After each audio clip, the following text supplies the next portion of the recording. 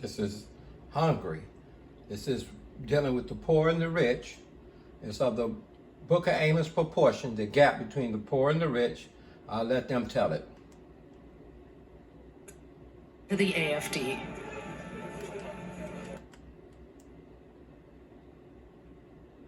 Work in Germany.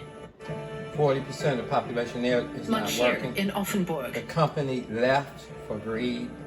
An AFD meeting on the one side and counter-demonstrators on the other. Those are not criminals. Those are people that There's great resistance cry. to the AFD. He wants to be heard. They don't want massive immigration right Police now. provide a buffer between the They camps. want the first get poor to This is work. not a democratic project where everyone can feel at home. This is a project of exclusion, of selfishness, and I'm demonstrating against it here today. The AFD we see that there's the right, there's the says left. it wants to defend Europe in Brussels.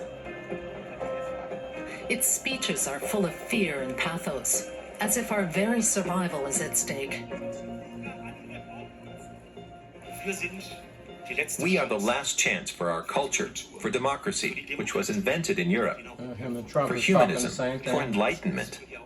We are the last chance for European freedom. Die Freiheit Europas. Die hier Europa zerstören, die heißen Juncker. Those who are destroying Europe, their names are Juncker, Timmermans, Schulz, Draghi, Merkel, Weber.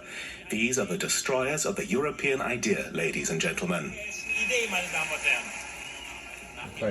But the right-wing vision of the future is still rather vague, and not only in Germany. Right-wing populists above all emphasize what or whom they are against. If you ask them what they're for, they often resort to slogans such as Europe of Nations. Susie Dennison warns against getting drawn in by what she sees as a trick. That framing of it being kind of Le Pen versus Macron, or in a wider European sense of it being the Macron vision of Europe versus that of Orban or Salvini, I think is very much the way that the far right are trying to frame these elections.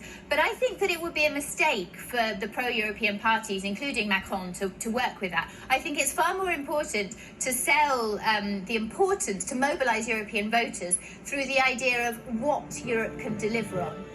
The right-wing populists have an easier job, simply targeting the enemy in Brussels, which could pay off for them in the coming European elections. So what we want to look at here is some people just want jobs.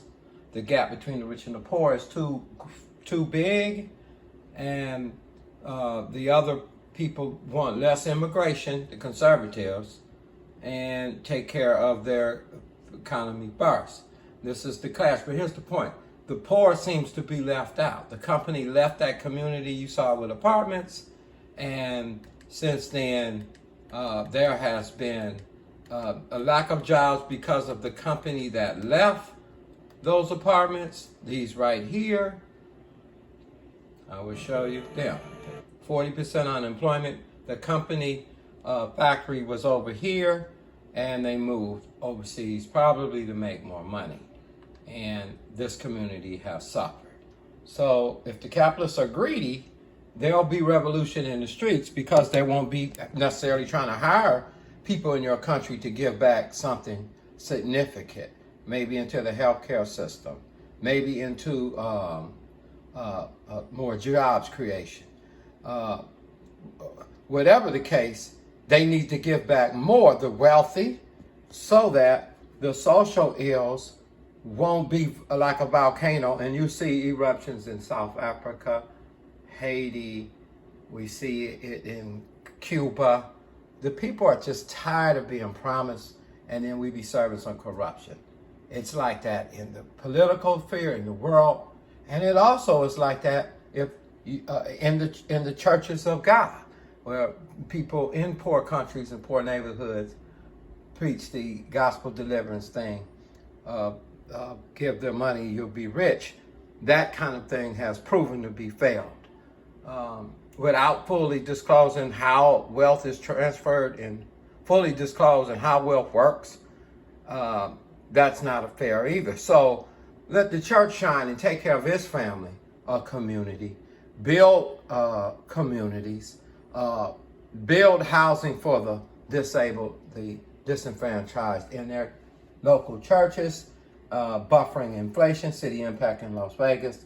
They have the solution, Deuteronomy 14:15, Deuteronomy 26, and 2 Corinthians 8 and 9, Malachi 3, 10, and 11. Just simply put, setting aside money and help not only strengthen the ministry and the mission, but also in that mission should be providing families that have necessities in our local congregations, making sure that the world sees their relatives, we have their back, especially in a culture where there's oppression and volcano proportion, just revolution almost, as far as, which we'll call those people criminals and thugs. Nevertheless, they're saying, where's the wealth? From Africa, America, all around the world, Venezuela. And you can't just pitch capitalism. We're a capitalist country now, and you don't have the adequate health care.